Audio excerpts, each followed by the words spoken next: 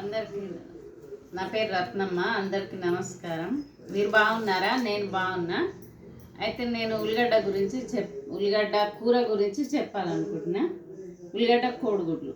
అయితే మనం ఇట్లా కోస్తే ఉల్లిగడ్డ కోడిగుడ్లు వేస్తే మంచిగా పెండ అవుతుంది, మంచిగా అవుతుంది.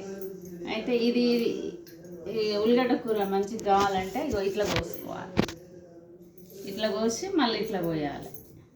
ఇట్లా కోస్తే ఉల్లిగడ్డ కోడిగుడ్డు టేస్ట్ అవుతుంది. అది అట్లా చాలా రోజులకు నాకు తెలిసింది. మా అత్తమ్మ అనేది ఉల్లిగడ్డ మీరు మంచిగా వండలేదేమే కోడిగుడ్ల కూర అనేది. ఇట్లా కోసి వండితే మంచిగా కాలేదు, ఇట్లా కోసి వండిన కూర మంచిగా అయింది. ఇదే నేను చెప్పాలనుకున్నాను.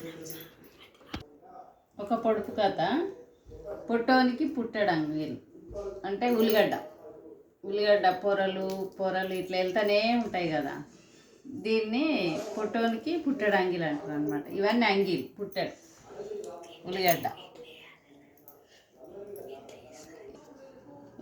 కోడిగుడ్డు ఎలా చేస్తే బాగుంటుంది. ఇగో ఇలా చేసుకోవాలి. దొడ్డు కొయ్యాలి. ఇట్లా సన్నగా కోసిరనుకో లూజు పెండ అవుతుంది. ఇంకా ఇట్లా లావు కోసుకుంటే బాగుంటుంది.